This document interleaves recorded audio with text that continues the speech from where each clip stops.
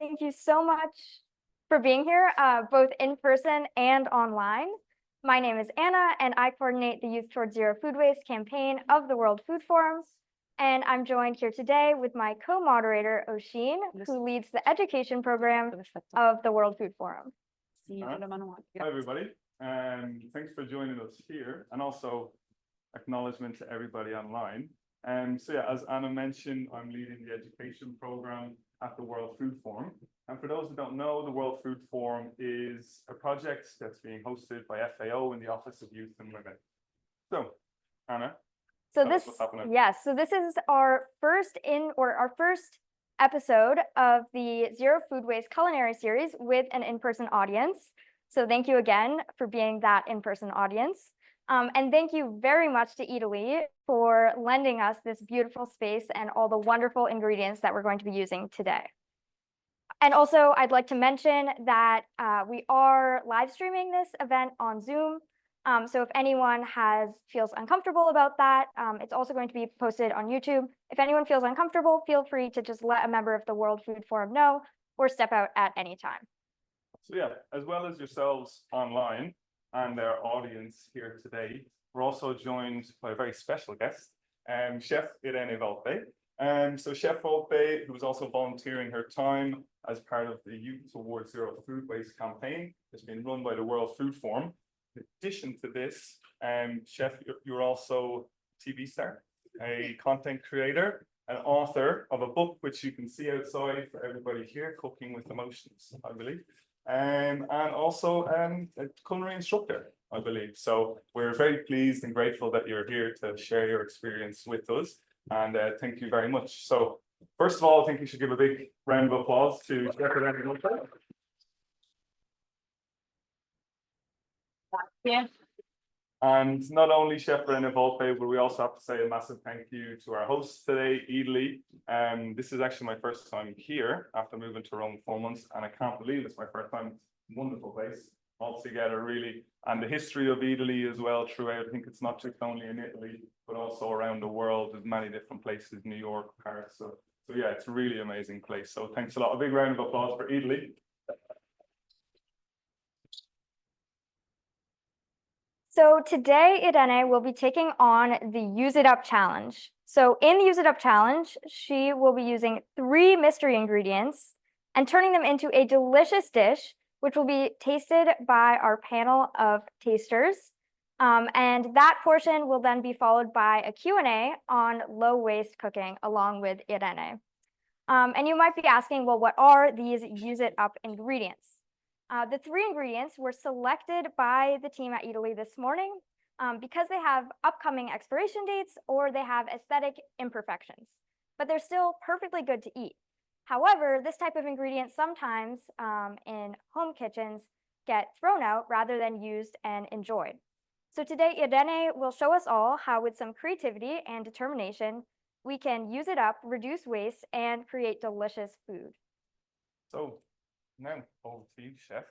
So can you talk to us about the ingredients that have been chosen today? Yeah, so today, those wasted food are bell peppers, which are not that nice. You see like the skin, it's a little bit dry, but they are, of course, still very, very good. The figs, which are really in season, but they are very, very delicate. So sometimes they look like this, but they're, of course, super good. And those taralli, which are broken, so they can't be sold in the shop, but they are, of course, good. And also the cilantro, which is like a little bit gone, a little bit yellowy, but of course, we can use it. So those are the 4 main ingredients. And then I choose some other ingredients, 4 or 5 ingredients to create the dish. So walnuts, lemon, onions, some herbs, and some spices, and that's it. And a little bit of tahini sauce. That's one of my favorite things in the world. So those will be the ingredients, and we'll see if you like it. Amazing. So before Oshin kicks it off, I'd just like to make a few other points. Firstly, you might have heard that Irene said she'll be using 4 Use It Up ingredients, not just 3. And that really shows that she's such a master of this sort of challenge and creative thinking and the spirit of zero food waste. And I'd also like to mention that actually at Eataly, these ingredients, the chefs incorporate them into other types of products that are delicious for customers to enjoy. So we're happy to be here, not just because it's a beautiful space, but also because Eataly really shares our mission of reducing waste and enjoying delicious food. So I think we're ready to get going. Yeah, so chef, it's over to you. So we will be giving you 30 minutes to cook up this dish. So are you ready for the challenge? Yeah, I'm ready. Okay, so I think we'll be giving you a countdown as we go throughout, but we've got 30 minutes for this dish. So I guess we can go Time starts 3, 2, 1. now. Well,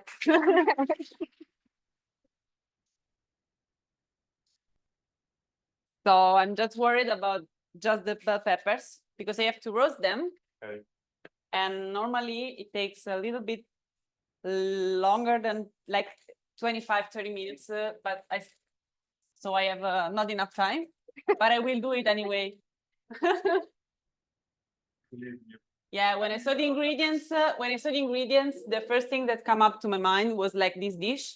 So I want to do that. And I just take off this part, which was a little bit molded. Okay. So yeah, of course, Yeah. take it off the molded parts, but for the rest, just take everything. And yeah, so basically I will try to explain while I'll work what I'm gonna do. So now I'm gonna make kind of a sauce. I was inspired by the Middle East cuisine. So there is a sauce that is called muhammara, which is out of bell peppers, walnuts, and breadcrumbs. So I'm gonna use the taral instead of the breadcrumbs. So it's not important if they are broken. Okay. You can also eat them while you cook. So. Perfect. A snack while you're cooking.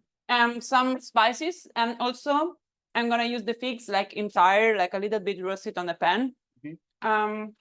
It's a very simple dish. Okay. But you know, the simple things sometimes are the best. Yeah. Or the tastiest one. So yeah, as you can see, I use a lot of spices while I cook, Okay. like spices or herbs. I have mint, basil, thyme, cilantro, also some chili. Okay. Yeah. So first thing, I'm gonna wash the lemon and use the peel and also the juice. Right. And just to note as well, while Irene is cooking and talking, if you're online, do ask any questions. We've got a section at the end as well for audience members. So if you have some questions, maybe to the end, we'll ask. And yeah, for online. So yeah, thanks. You were explaining, you were washing lemons. Yeah, exactly. But a thing that I can explain about lemons is how to take the zest out, because everyone do like this. Please don't do that. Okay. You have to see when you see the white part, which is the bitter one. So you don't want bitter, you just want the freshness of the lemon zest. So you should do like this with this kind of microplane, Okay. which is very, very good. So you do just like this, and you can rotate the lemon with your hand. And then with the other hand, you can scratch it out. And then you do like this, and you just take the good part that you want. Otherwise, like this, yeah, exactly. And it's also very quick to do, but you have to have a great grater. Yeah. A great grater. Yeah. Sounds weird. Yeah. Also, I want to say sorry if sometimes my English is not perfect, but I hope you will get everything that's in my mind. So. Well, we have a very multicultural audience and crowd here today. So I think we all share similar experiences. And I also think it's really interesting that you're cooking a Middle Eastern dish, because I think it shows, which the Culinary series has already shown, that cooking using different techniques from around the world is a great way to learn about how to reduce waste. Yeah. Like there's not just one way, and there's a lot of cultures and cuisines that do it well in different ways. So we have a lot to learn from each other.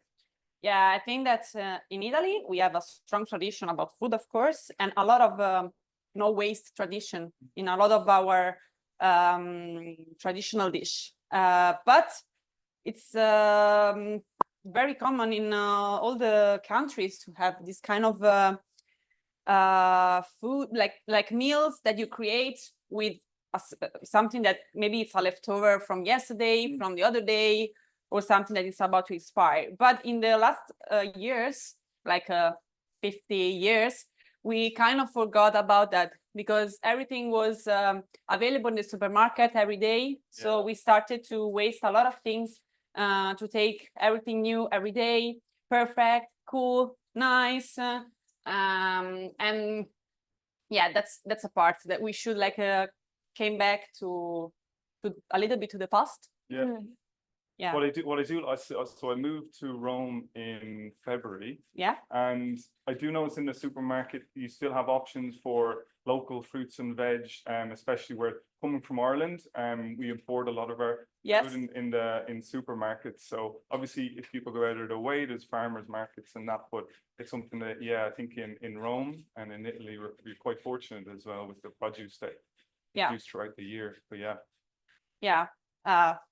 Well, actually, here you have like the shops or like the supermarkets, also the farmer markets somewhere, but like not everywhere, especially in the south. I think it's easier, the south of Italy, to take some fresh local products because the farmers, there are more like farmers markets compared to Rome or Milan. I mean, we have, but like Rome is very, very big. So you have to get there and you have to have the time, and sometimes you like don't think about, okay, now I'm gonna go to the market and I'm gonna go with 30 minutes by car, and no one wants to do that, so it's also difficult for that, but we should spend more time for this. Definitely. It's like it's very, very, very, very, very important.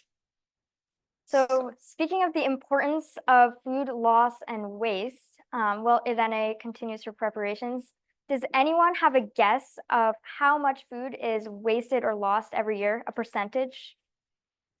Any audience guesses? Percentage in Yes. which metric? Just a percentage. Yes. Lisa? 15%. 15%. It's actually 30%. Yeah, 30% of all food. And this is from the most recent UNEP report, which is the United Nations Environmental Program. And that breaks down into 19% that's wasted. And this occurs in retail, in food service, and in households, which is what Irene was talking about. And then 13% is lost, and that occurs earlier on in the supply chain. Okay, one more quiz question. Because technically this does fall under education, so we've got to bring it back to school. Does anyone have a percentage of how much food is wasted in households? So this is how much food is wasted, not wasted and lost, just wasted in households. Another percentage. 20. It's actually 60%. Yeah. Yeah. Out of that total. 60% of food that's wasted, that occurs in the household. So that means, as Irene was saying, that there's major power to change environmental outcomes and also spending habits in the kitchen. Because when you're wasting food, you're not just wasting, you're wasting food that's sad. You're also wasting money, which is sad for you. And food waste and loss contributes to between 8 and 10% of greenhouse gas emissions. So that's pretty major when we think about all the different contributors to climate issues. Yeah. So Irene, would you like to give us another update on your cooking process? Well, nothing that difficult. Like I'm just squeezing the lemon juice. It takes a little bit of time. Yeah. Well, actually, like when I do like events or something like that, there is always on the list to grate the lemon zest and squeeze the lemon juice, always, because I kind of use lemon like everywhere. Also because I use a lot of Middle Eastern influence, and they use a lot of lemon, so that's why. Yeah. But yeah, now I'm gonna start like to season the sauce, because at the end I'm gonna put the bell peppers, but they need to be cooked. Yes. So I think I will do like everything instead of things that needs the bell pepper. But you know, they will cook. Yes. Ew, I mean, we trusted about that. yeah, I'm trusting that exactly. I smell them. It smells good. Yeah, it smells good. The lemon zest in the air as well. It's really smelling good. But Yeah. Is this a normal way that you would choose how to prepare your dish, or what do you think of this process within the Use It Up challenge? You mean if I normally do like this? Yes. Yeah. Yeah. I Yeah. mean, I think it's a dish that I can feel mine, you know? Yeah. Yeah. I mean, normally I cook only things that I like, Yeah. Okay. and I love everything on the table. So Great policy. So that really shows that. yeah, of course. I Yeah. mean, how can you serve something that you don't like? Yeah. For me, it doesn't make any sense. So now I'm put everything together, and also a little bit of garlic. And every time people, oh, but you use raw garlic, and I'm like, of course, why not? Because people don't, I don't know, you're from Ireland, right? Yeah. Do you use a lot of garlic or onions when you cook? I wouldn't say so. No, I don't. We had I mean, when I was growing up, we had generally quite bland food, I would say. Unfortunately, so I had a lot of boiled vegetables Okay. and often boiled meat. So my parents weren't. And potatoes. And potatoes, yeah. I mean, Yeah. boiled potatoes. My brother was in Ireland like when he was young, and he was there for like 2 weeks. And when he came back,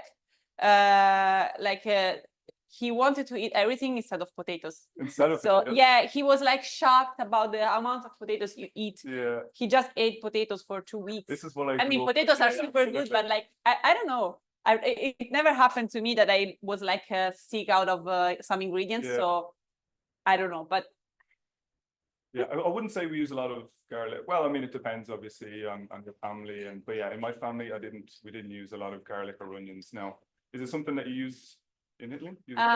we use it.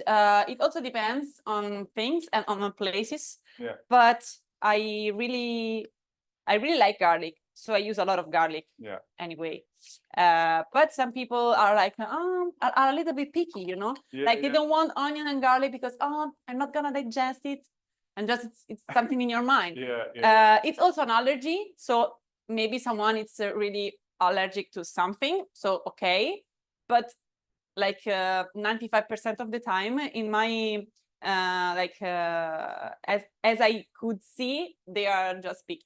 Yeah. So maybe they didn't trust when you told them that there is a garlic inside. I do have one question on the garlic though. There's a little sort of root or tuber right in the middle. You mean that doesn't matter. Doesn't matter. You know. So that's I think. Yeah. It's you told me that, but that was if it was a myth or not. If we This have is a to myth. take it out, This is a myth. If you take it off, it's just a myth. You can use the whole clove, and it's okay. It's completely fine. So yeah. Yeah, that's another part of reducing food waste. It's not just using ingredients that are sort of going bad. It's also using all the parts of every ingredient. I'm sorry for the noise. No worries. So maybe you can. So what do we have in here now? Yeah, like walnuts, taralli, lemon juice, garlic,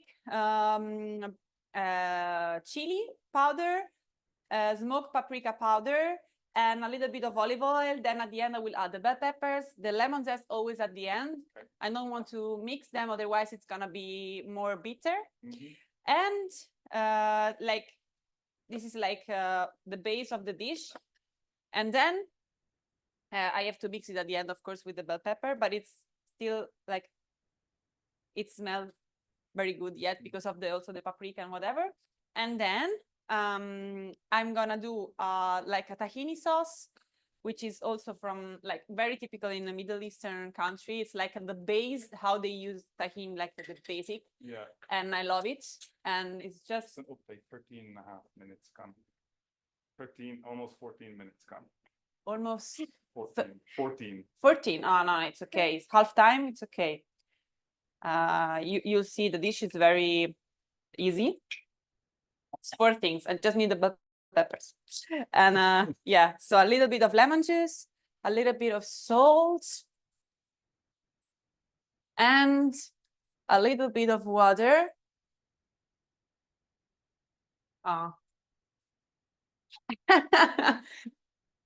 So Yeah. today in the audience, along with our friends from the World Food Forum and other offices within FAO, we also have some guests from the Rome Sustainable Food Project, which is a farm-to-table project started by Alice Waters at the American Academy in Rome. And one of our guests from the Rome Sustainable Food Project will be joining us on the tasting panel later on. But we're happy to have you all here and bring your experience and your interest to this event today.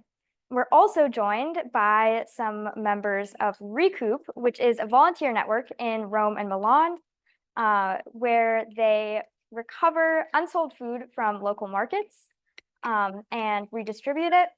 So if anyone is interested in working to reduce food waste and loss, that's a great organization to look up and get involved with. And then our other panelists as well. And yes. We have also joining us one of our FAO colleagues from the Food and Nutrition Division Program Officer, Linda Cazuola. Yes, but we'll be giving a little bit more information about both of them later on. Okay. Does anyone from the audience have any questions about the process? Lisa, I saw that you might have a question. No, my question actually, or she asked because about the argument of the club. But now I know because I was telling this to everyone, you should remove the argument. Yes. Yeah, So you can use whole garlic to make your pesto. Nice. wonderful. So yeah, now I'm gonna No. prepare also a little bit of raw onion. Yeah, so it's for picky person, this dish basically. And yeah, this is a red onion from the south of Italy, the tropea onion, you know, maybe you're, and I'm gonna slice it very, very thin. And then I'm gonna marinate it in a lemon juice, salt and olive oil, and some cardamom powder. So really using simple ingredients and only a few ingredients, but in multiple ways. So that's another good pro tip for reducing food waste in your kitchen. Yeah, for example, this onion, of course, is not like gone or past, but you can use like a soft onion, maybe an old one, and it's gonna work anyway. So it's a good way because now I'm gonna marinate it, so it's gonna stay like more, like it's gonna become more soft, so it's okay. Maybe do you have, because like onions and garlic, I feel are something that could possibly stay in our pantry for a while. Yeah. Is there any way of like knowing that, okay, when we need to use them up? Do you have any tips on that? You should like always put them in a dark like bag, because if they see the sun, they're gonna sprout. Yeah, okay. But you can use also if they sprout. I mean, yes, you can. There's no problem. Okay. So yeah, and I think as Irene showed with the pepper, even if you have an ingredient, whether it be a fruit or vegetable or a piece of cheese, or really anything, oftentimes you can really just see what it looks like. If it's only one part of it that's not so good, you can just cut that part out and use the rest.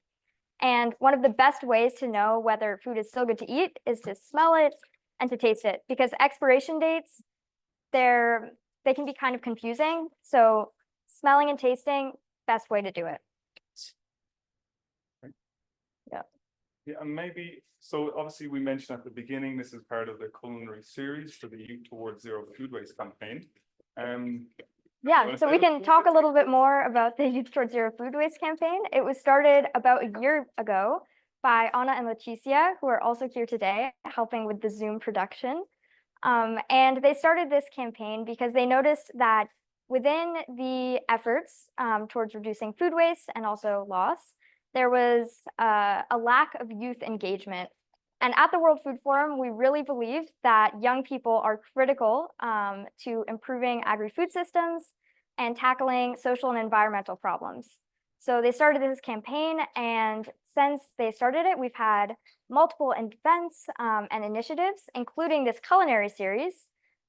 We've had a few so far with chefs around the world, and it is ongoing in different forms. So please keep an eye out for the August episode, which will have the theme of outside and worldwide.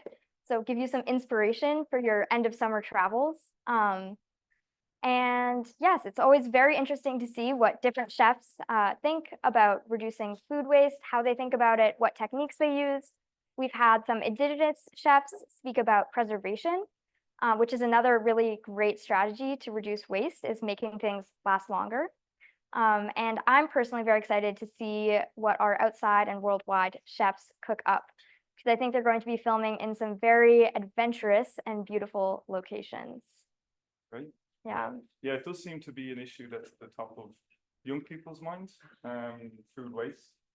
As a lot of people that we interact with, comes out as one of the top priorities when they engage with agri-food systems, first of all. So, Yeah. we have 10 minutes left. Perfect.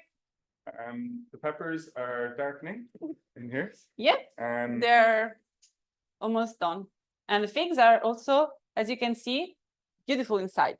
They are beautiful. So you can see they are beautiful because they are all red and soft. And I mean, yeah, maybe they are ugly, but I mean, figs has to be kind of ugly because otherwise it means that they are too unripe. They are, yeah, exactly, unripe. And if they are ripe, they taste like silicone, so like nothing, basically. So yeah, I think that I can take out the peppers. I have 10 minutes, right? Yeah. Yes. So Oisin, would you like to take the opportunity to speak a little bit more about the other activities we have ongoing in the education program? Absolutely. So yeah, we've got the education program of the World Food Forum. There's several different initiatives. We've got, first of all, the youth skills hub. So I guess today, as part of this food waste, Youth Towards Zero food waste campaign, we're talking about skills development, culinary skills development. But this, if we're looking at the agri-food systems in general, we have this youth skills hub that focuses around 3 different pillars. Sort of knowledge awareness raising, and master classes, also career opportunities. So showcasing what career opportunities are out there through other UN agencies, partner organizations, and then also through online resources, through our online library knowledge database. So really want to bring all of these together to develop the skills and competencies for young people, to allow them to get into jobs in agri-food systems. So that's one. We're also working on the Educators Network. Within the Educators Network, bringing teachers, educators from formal, non-formal backgrounds together to collaborate, to share opportunities, and then to raise awareness. So we're lucky in FAO, in agri-food systems, that we've got the technical expertise in lots of different areas, and we want to just sort of bring that to the youth. Showcase that. Definitely. So with the World Food Forum, you can really engage with us in every aspect of your life, whether it be academics, your professional life, whether if you're interested in agri-food systems, or in your leisure time by cooking up delicious dishes. Absolutely. With our culinary series as inspiration. So really just 24/7 World Food Forum is your focal point. Yeah. The new entertainment hub. Exactly. And career hub. And education. Yeah. Education. Yeah. World Food Forum. Yes. Do it all. And our culinary series also aligns very well with all the culture work that we do in the World Food Forum, along with working with gastronomic leaders. We also involve the arts and music, and other forms of art like poetry, to show how food, it can really connect with people, not just on a technical level, but also on an emotional level. And at the end of the day, that's what gets people to do things and act and change their behavior. So that's what I love about cooking. I think that's what got me interested in agri-food systems. At first, it was just a passion, watching cooking shows, kind of like what we're watching today. And then I really saw how it connected with the environmental issues I was concerned about. And here we are, bringing it all together. Do you do a lot of cooking? I do a lot of cooking. I'm actually known for using it up, actually. Yeah, thank you for the clap. Some of my creations are better than others. If I'm cooking for a crowd, it tends to be better. If I'm cooking for me, I will eat literally whatever. as long as I'm not wasting food. So definitely an approach. Yeah. So it looks like the peppers are done. Yes, I'm kind of burning my hands now. Try to peel them, but yeah, they are done, and I'm gonna add them to the mixer. And Smell delicious. yeah, I mean, but peppers, it's So good. Yeah, so good. I love them. Yeah. And yeah, so this and maybe a little bit more of this for sure.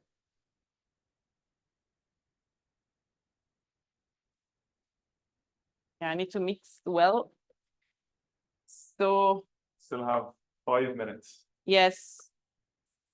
At the World Food Forum, we do not endorse burning yourself. So please take your time when you're Yes. cooking at home. Exactly. Or else we'll have to add health and safety. Yeah, exactly. Also, it's a little bit tough to mix because I put a lot of maybe too much, but it's you can use also another kind of blender.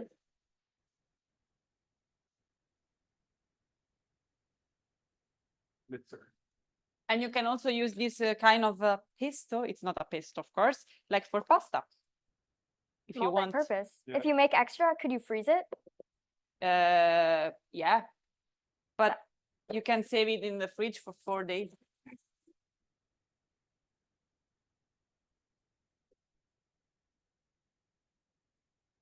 All right, Oshin, what's a time check? Time check, we have 4 minutes now. Okay. 4 minutes. It seems I have nothing ready, but it's not like that. It always seems it's come Basically, together. everything is ready instead of Anytime I this. used to watch cooking shows as well, I was like, how are they going to get this together? And then it just comes together in the end. So yeah, and also this kind of sauce, it's very good with bread normally. So you But- can, Multi-purpose. yes, this one. Brian, very anticipation towards the end, the countdown. We could raise some anticipation. I don't think we're at the anticipation point though. Not yet. Not yet. But get ready for some anticipation, everyone in the crowd.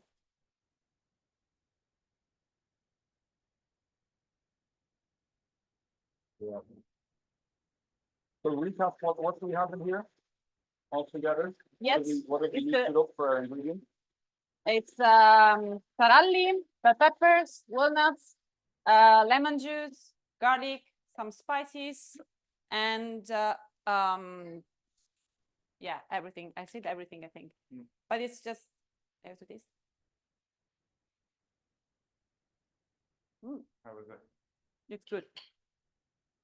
I think another Smells good. good point with regards to cooking with zero waste.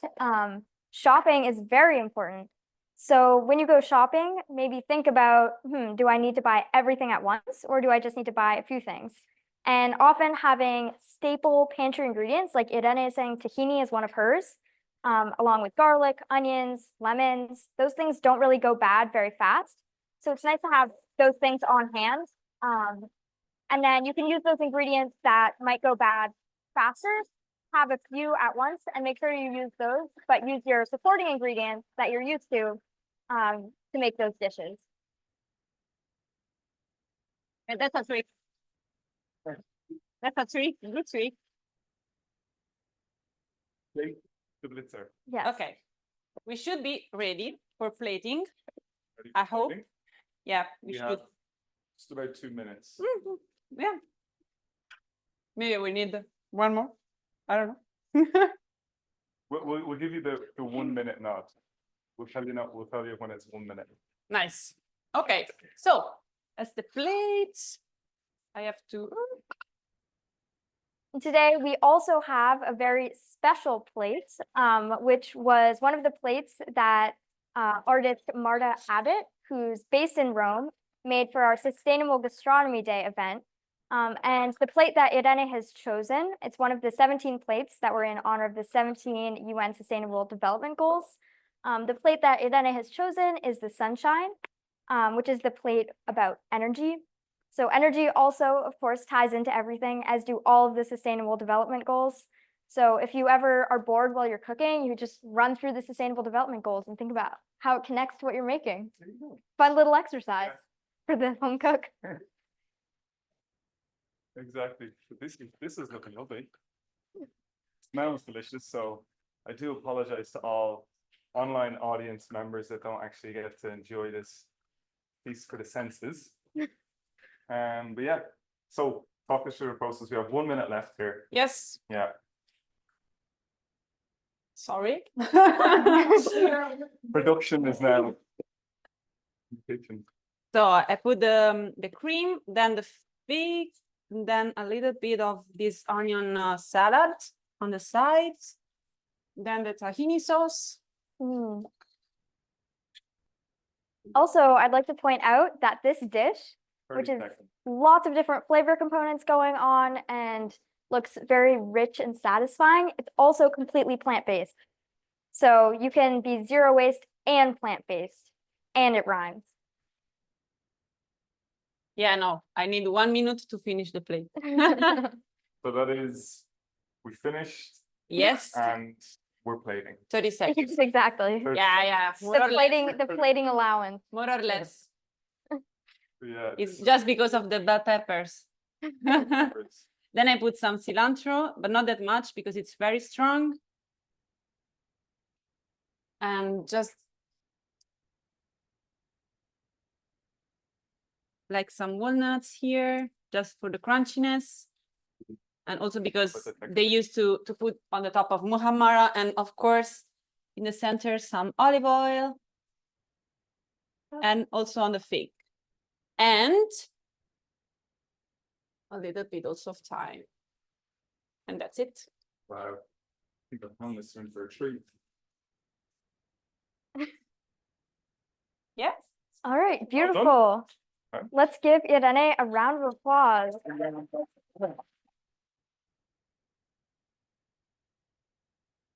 Thank you. I'm sorry for the late. No worries. Okay, well. so perhaps Irene, if you'd be able to plate 2 more Of for our course. panelists. This will be our aesthetic dish. It will also get eaten, don't worry, no food waste. But while Irene is plating those, let's have our panelists come to the panel table. Yeah. Big round of applause for our two panelists. So as Anna previously mentioned, we're joined by FAO Program Officer from the Food and Nutrition Division, Glenda Casgola. You're very welcome, Glenda. And Glenda is also joined on our panel by the Rome Sustainable Food Project Head Chef, Fausto Paredes. Thank you very much. You're very welcome, Fausto. So a big round of applause again for our panelists. Chef Irene, would you like to present the dish? Yes, Not quite do you want me ready. to finish the plate? Yes, too? of course. Okay, no, it's just Take your time. Yeah. I think while Irene finishes plating, we can share a special announcement we have, which is that the Use It Up challenge doesn't end just in this kitchen today. It's also going live to all of you on our social media networks. So we are launching the Use It Up challenge within the next few days, as I said, on our World Food Forum networks, where we will be challenging all of our audience, along with chefs and influencers from around the world, to do their own Use It Up dish using 3 ingredients in their pantries that they might not otherwise use, whether it be byproducts of other food preparations or whether it be ingredients that are about to expire. And then create a dish, record a video using the sort of samples that we'll be putting out soon, and post it, tagging us. And we will be reposting and also creating a compilation of the best videos. So I definitely encourage anyone who's interested to give it a try. I also would like to mention that I got TikTok just for this job. So if I made that sacrifice, anyone can do this. it's done. Almost ready. I wanted to make it pretty, you know? It's very They important. do Yeah. very colorful. Thank you. Yeah, of course, as you can see, I love colors. And so I also love colors. on the plates because you see before you eat. So it's very important that what you see, it's like invites you to take a bite. Absolutely. And yeah, so. Are two panelists hungry? Is it tasty food? We'll make room. Yeah, So, yes. amazing. Beautiful. So, All shall I put- right, yes. I use these two.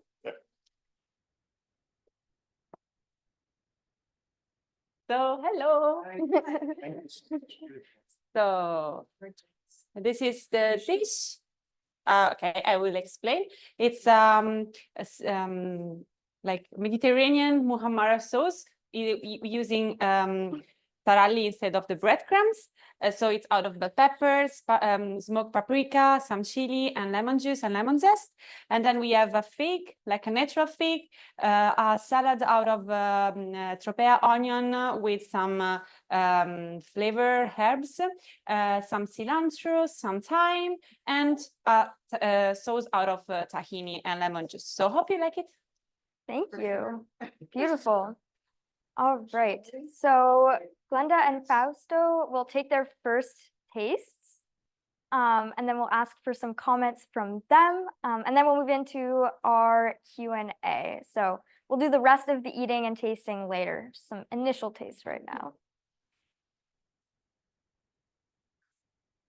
Oh, thank you. Yes. Okay, and I suppose should we use? Okay. Okay. Yeah, handheld. Yes, handheld mic now. Getting mobile.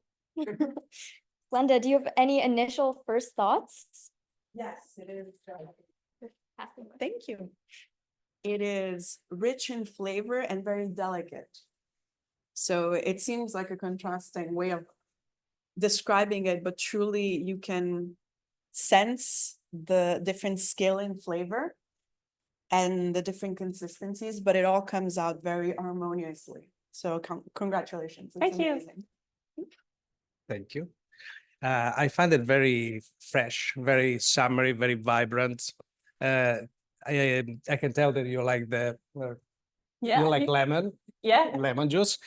So I like too. So the acidic gives the freshness to this dish.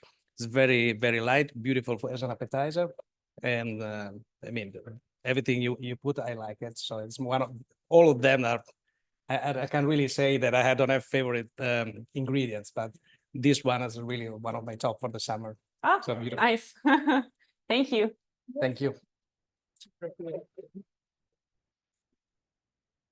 Okay, so now I think we can move on to our Q&A. So I'll just take this chair. Who's in this?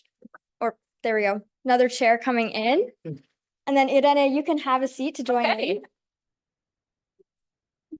Beautiful.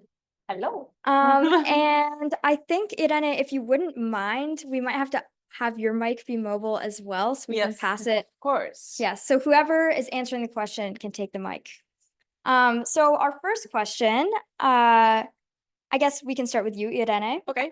Is I'd like each of you to share a little bit more about how you became interested in the sustainability aspect of food and a bit about your background in tackling food waste more specifically. And you already shared quite a bit, so answer however you would like.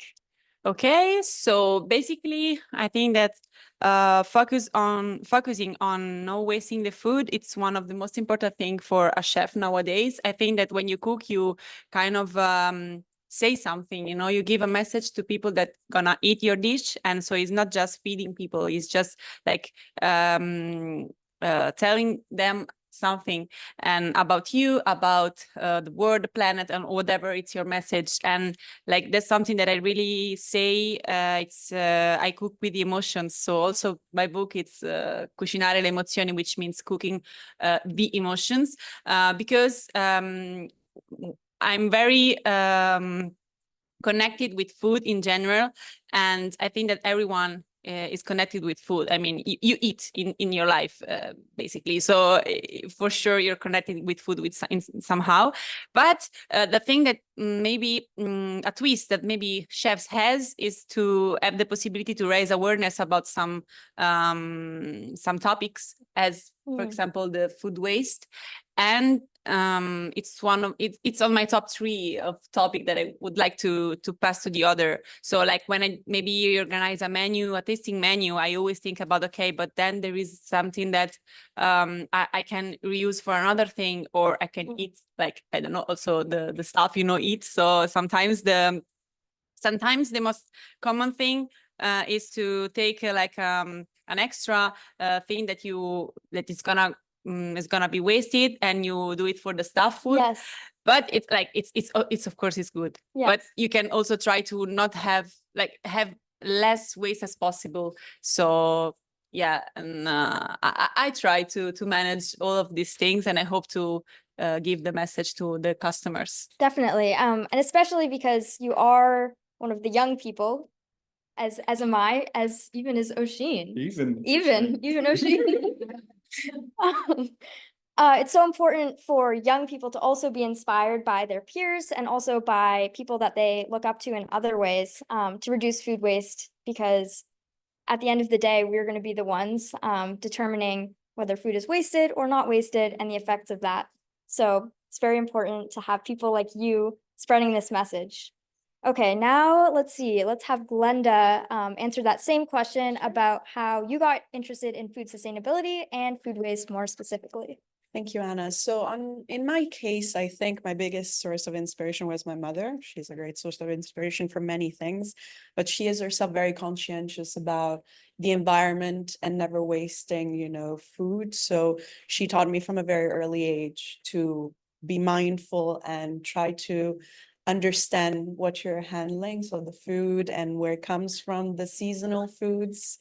So I was very blessed later on when I came to work at FAO in the food and nutrition division of all places. So that passion turned into my job.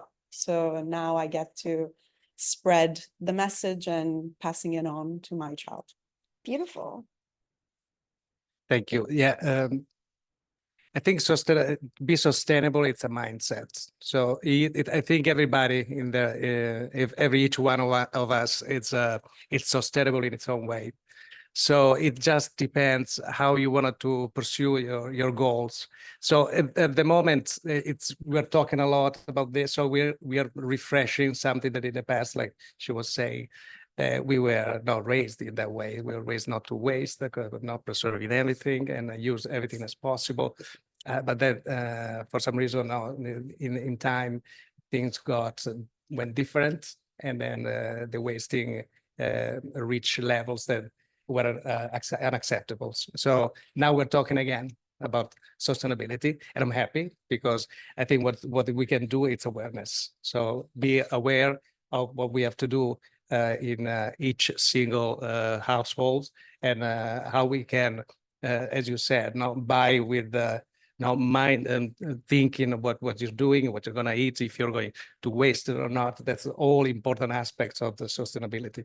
So it's really a kind of a mindset. So it's very, very wide as a project and as any intentions. Definitely. And I think we'll just flip it back around so you can answer the next question as well, starting off, which is sort of a follow-up about how does creativity and how does that play into reducing food waste in your kitchen?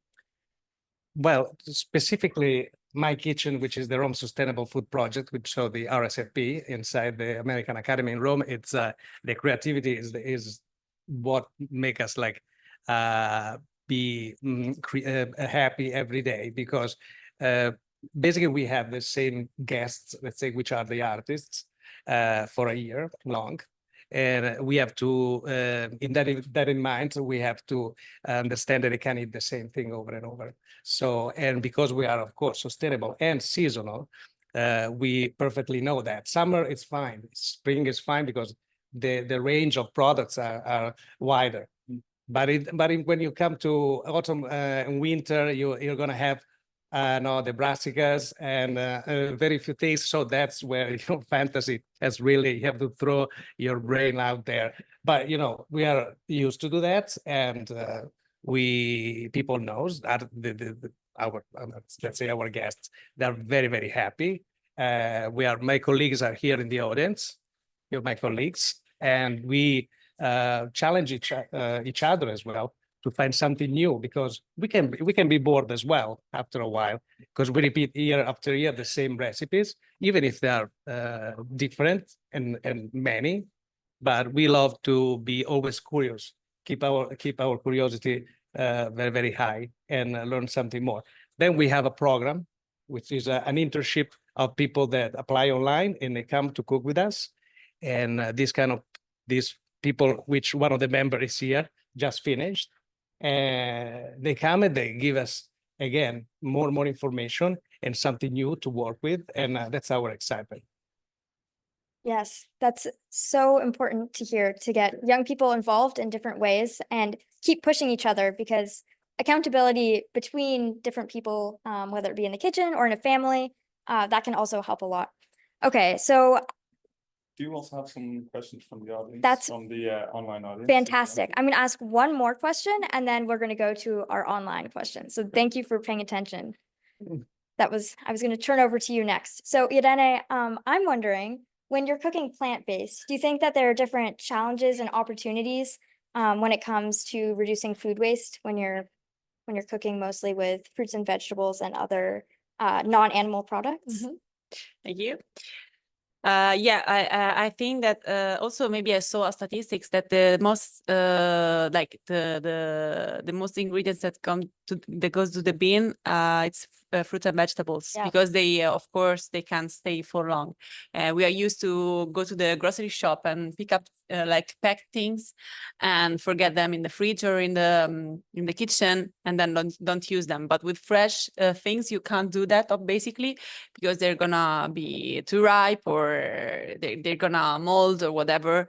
So I mean, I eat a lot of fruit and vegetables, of course, so I don't have this problem that much. Also because I know what to do if vegetables get molds or gets maybe a little bit flushy or like it's not perfect, you know.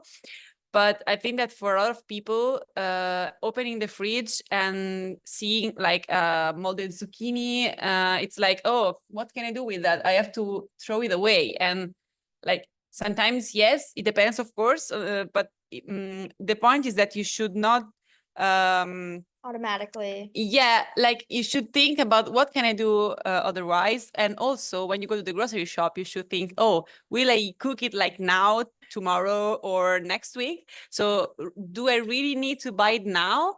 And yeah, you should like start from the beginning to like create a list of what you need and then go to buy it, and don't like go like randomly. Yeah. So yeah, that's the most difficult thing, because you should be a little bit organized, and so it's tough. Yeah, you know? definitely. Planning is very important. Okay, so I think now we're going to take some questions from our online audience. From the online audience, yeah.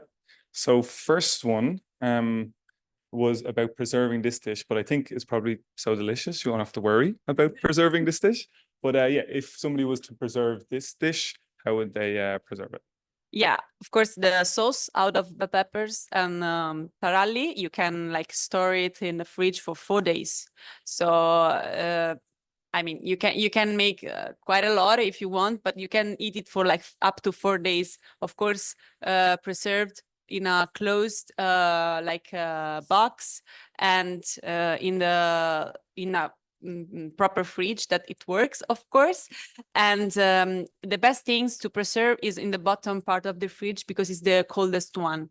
So then of course the figs, I mean, you can use any fruits you want, and you can like just cut what you want to put on, like to eat the dish. So you don't need to like cut 10 figs and then say, oh, what can I do with these 10 cutted figs? Of course, you can not cut them.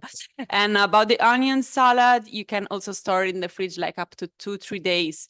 The tahini sauce too. So if you want, you can like have it as a dressing for salad tomorrow, for example, or you can, I don't know, make a pasta, as I told before, like out of the muhammara kind of sauce.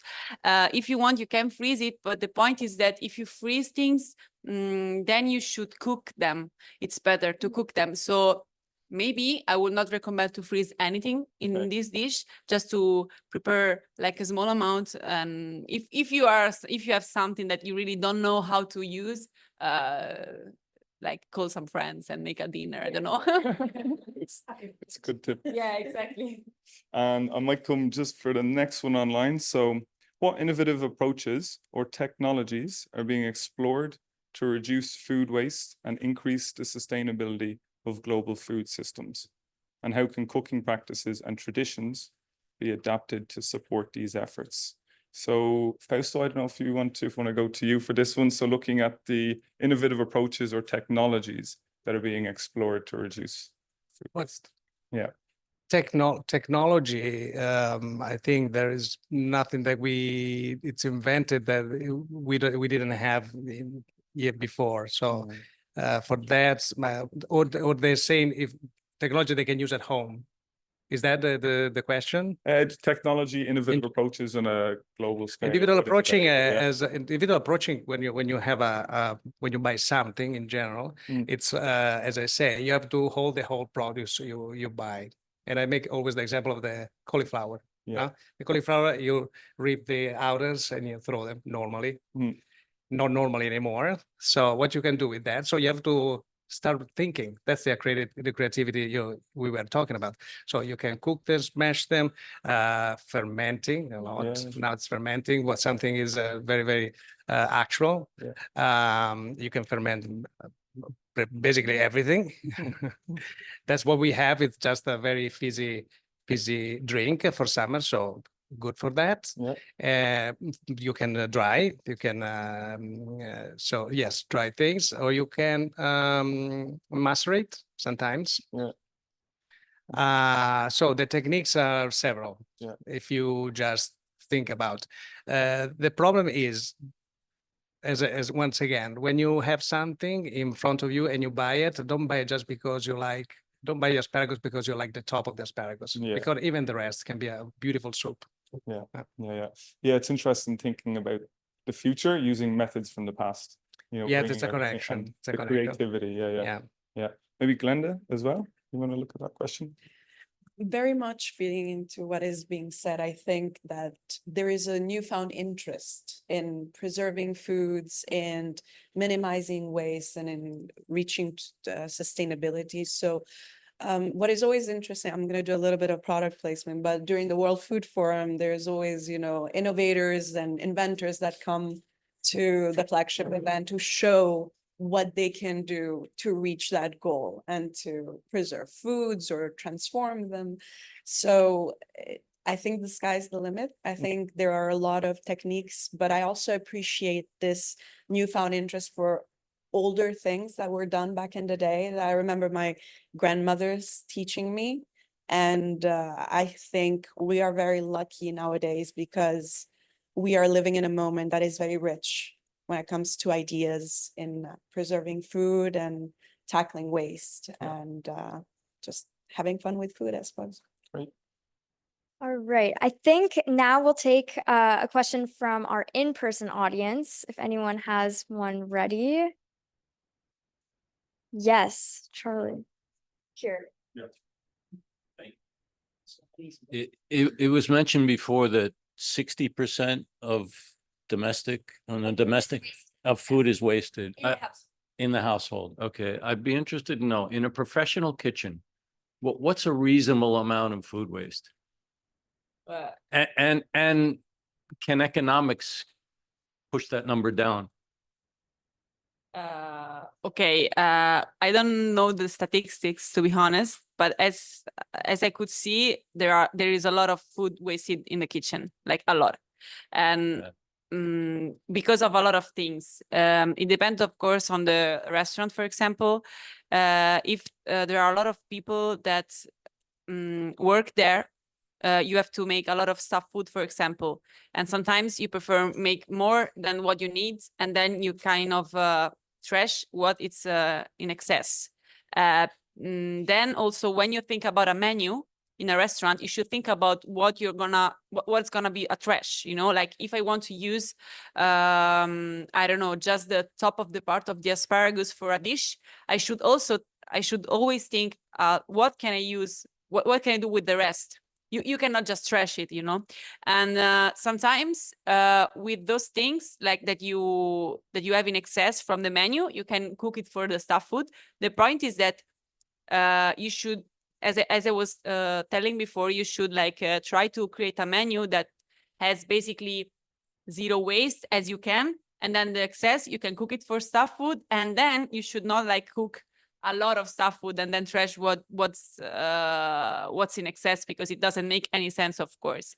But I saw a lot of food wasted in the kitchen, like a lot of food, like a lot. And the point is that you can say, oh, but instead of throwing them in the trash, you can like give it to, I don't know, homeless or whatever. You can take it home, but you can't, like for the laws or whatever. I mean, I don't know how it works, but you can't.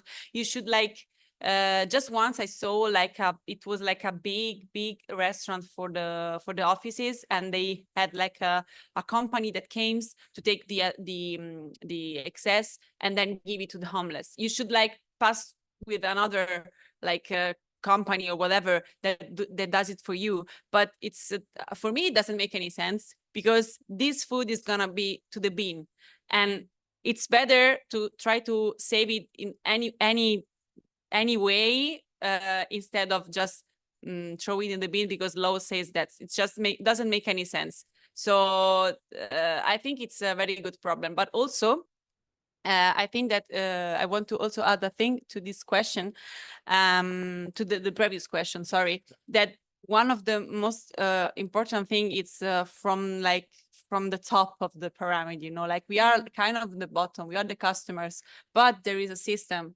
before us, and there are a lot of food that is just trash because it doesn't fit in the economic stuff, you know, and it doesn't make any sense too. And also when you go to the supermarket and you just see maybe the cauliflower without the leaves, and I ask myself, where are the leaves? I mean, somewhere in the world, you know, but why they're not there? I can use them. So give me the chance to buy them and to use them. And sometimes you don't have the chance to do that, especially if you go to the supermarkets. So yeah, that's another point. But I mean, we can do a lot of things as customers, of course, but not everything. It's not just on our shoulders. Definitely. It's both systemic and individual. I think, Fausto, we could pass it to you, and then Just one Perhaps second, Chef. Fausto. No, much to that effect, I wanted to just say from the FAO perspective, you know, we have studied and cataloged laws and initiatives that are designed to tackle food waste worldwide. And so I just wanted to build on from what Chef Volpe was saying. You have many laws here, and when I say here, I mean in this region of the world, but also worldwide, with many incentives to control portions, influence customer behavior, and also donate. So you have apps, for instance, I think in Israel, they have created this app during COVID that was working very well, that incentivized, you know, restaurants to donate what was produced, or what was overproduced. In France, for instance, you get fined if you're a supermarket and you waste food that is still, you know, consumable at a human level, the state fines you. So there are incentives. And so I invite everyone to research perhaps in their own regions. The time is short, but I can cite you many laws from, you know, from the African continent, from the Asian continent. There are really many laws and incentives out there that are designed. My daughter lives in Copenhagen. I know a lot of restaurants and supermarkets, I think, donate their excess, and it gets converted into energy, and they get a credit on their energy bill, basically. So it's a virtual system. You know, they have food waste, but the waste is at least converted into energy that's then used into the system, and they get a little incentive in a, you know, a discount or a credit on their energy bill for that. So I don't In know. fact, Italy actually sends some of its trash there. So. Do they? Do they really? I Yeah, didn't, I they didn't know that. Energy to someone else. To feed into the grid. Oh, actually. Yeah. oh. So, Yeah, so yeah. our tax money pays to bring the trash to Copenhagen? Is that what you're saying? You don't need to answer that. Yes, of course, adding something to what they already said. Of course, that's the government that have to take the right decision, the real decision, because we are just heads that operate in a daily. What we can do is have not our mind free from something we think we have done wrong. But what we can do now is do our little steps and do the right thing. I think actually, I'm exploring this thing in my brain about the restaurant business in general. I think it's as probably time, or it's gonna be a time very in a few that is gonna change in something different. So the restaurant, as we see, as a location, you go and you have the menu and the classic things. I think a little by little is gonna fade and repurpose in something else. We can see in pop-ups, for example. Pop-ups, they come, they have that menu, you can choose. That's it, done. Now use it, portions, finito, ciao. So portion control, no waste, or very minimal. And then so that's how you save money not save money, but that's one way that the future in general. Then portion control has to be maybe readapt. So that we are not all farmers that they work like in the field like in the 50s from last century. So we eat very much less than before. So we practice that with my colleagues every day. So we decide the portion, we decide the menu. We don't know the menu. When we do lunch is a buffet lunch. We come in the kitchen in the morning. We don't know anything. We open the fridge. We watch what was left over from the day before. We open the fridge from the produce and whatever we have. We know that we have the farmers coming that day. And then we just sit down and decide what to do as a menu. We have the basics like a soup, a pasta, 3 vegetable. It's very strong in vegetable, the menu. And then we don't even have a dessert. We have a fresh yogurt. That's a homemade yogurt. So we decide what to do. And then we write on a board, and then the guys come and say, okay, today I'm gonna eat that. And they eat it. Of course, we have a responsibility with that. And we're not putting everything, whatever we want. No, it's well thought, of course. But this is how our way to save money, save products, save everything, no waste. And if we have very little left over, we have a composting. So we know that it's going to go back in our garden. So it's going to go back again to us. So we're trying to do our best. And so this is our way. Yes. So important to hear. So I think we're going to finish the Q&A with one last question, and then anyone in the audience here can feel free to ask our panelists questions after we've wrapped up the Zoom. So our last question is, how do you see young people playing a role in the zero food waste movement?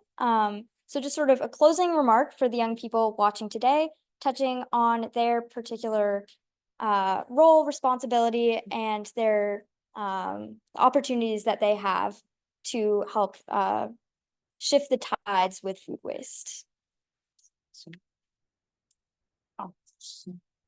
Well, actually, it's a hard question because like young people are the future of the world, and we should like teach them also properly how to do a lot of things. So when they are very young, so young people, it's like, I don't know if it's like very young or like teenage, but it's also up to us to teach them, you know, maybe starting from the schools, and some activities that they can do to raise the awareness about food waste, and also a lot of other topics, to be honest. And I don't know if I'm considered young, to be honest, because I think I'm like in the middle between like young and the not old, but like, you know, I don't know, Well, at the FAO, we classify youth as under 35. under 35. 1835. So Okay. So I Yeah. mean that, okay, perfect. So- It's okay. Thank you. Well, actually, now, like since like 4 years, well, I started to wanted to become a chef, and I started to get more into food and whatever. I started to learn a lot of things, and I wanted to like research a lot. And I mean, you can like. Be whatever you want in the way that you should not just trust what something teach you in the past, because for example, like if you are young and you grew up with a mindset, then at a certain point it's a mix between your like family and the context where you live, and you can choose for yourself. You can decide about your life, and you should like decide also about what you want to do with certain topics, like for example food waste or the way you eat or whatever. And yeah, like I'm in that age, like I'm deciding for my future. And it's not just about how I grew up, but for very, very young people, it's also up to us, like to teach them where to go. And we can try, of course, and maybe we can always do better, I think. definitely. Yeah, that's my opinion, but I don't have child, so Yes. Okay. So I think, coming back to what you were saying before, there is access to information. So spreading awareness and being aware, not just of the statistics you were citing before, but also of the various realities of the world is important. It's important to, as chefs here, we're saying, cultivate the mindset. We are responsible for our planet, so it is our duty to practice good practices and to be aware of our footprint into everything we're doing. I like to think that, there are no wrong steps, only good steps in the right direction, as small as they can be. So perhaps, leading up to the World Food Forum, I can encourage the youth and the people young at heart to pick up one sustainable habit and stick with it for a year, track it, and then see where you are. If you like it, repeat. If you don't like it, pick another habit and just go like this. And it's like going to the gym. It's a muscle. You need to practice it, and I'm sure you will have fun along the way. So that's my 2 cents. Definitely. And we'll actually be having some resources for that type of behavior that Glenda is talking about on the World Food Forum website soon. And eventually also a tracking platform. So there will be resources for young people who are interested in making this kind of change, or not young people, any person. Yes. Well, what I can say, it's like be open, be curious, don't be scared of different cultures, embrace different cultures, because they're gonna just enrich you and they're not gonna like squash you down.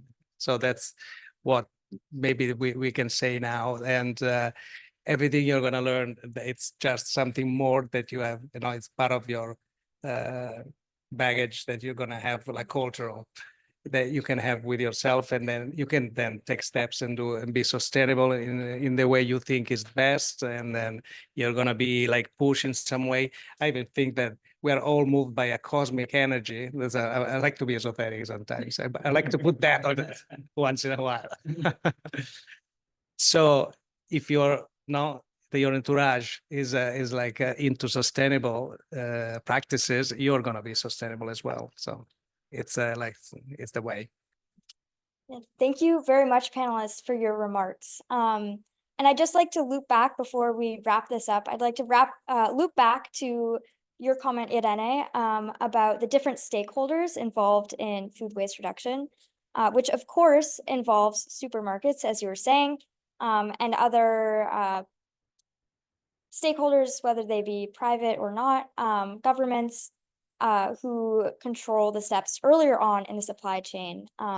And of course, right now we are in a supermarket, and it's more than a supermarket. Eataly is also sort of a thought leader, and they even have a manifesto speaking about all of their sustainable practices, including food waste, on their website. I don't know, Oshin, if you'd like to say a few more words about that. Yeah, thanks, Anna. Yeah, so big yeah, massive props to Eataly here. So the Codice Etico will be available to everybody afterwards. It's in Italian, but it sort of describes exactly as you said, the ethical food practices, how they use up all their ingredients when they're cooking the food here. And also sustainability is at the heart of everything they do. They've recently taken on board a head of sustainability for all of Eataly as well. So it really is something that they're focusing on. And yeah, thanks again to Eataly for having us here. Wonderful. So I just want to thank you all again for attending both in person and online. And as Oshin was saying, I'd like to give another big round of applause to Irene, Glenda, Fausto.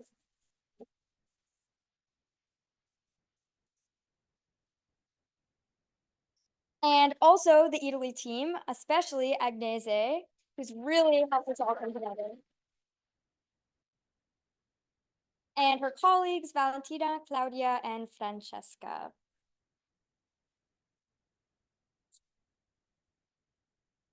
So we hope to see you for future episodes, and we can't wait to see your Use It Up videos. And that's it. Thank you all for being here.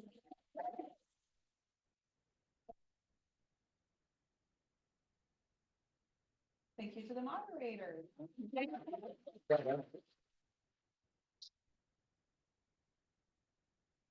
Who organized the events? Yeah. Yes, so for our in-person audience, Irene's book is outside.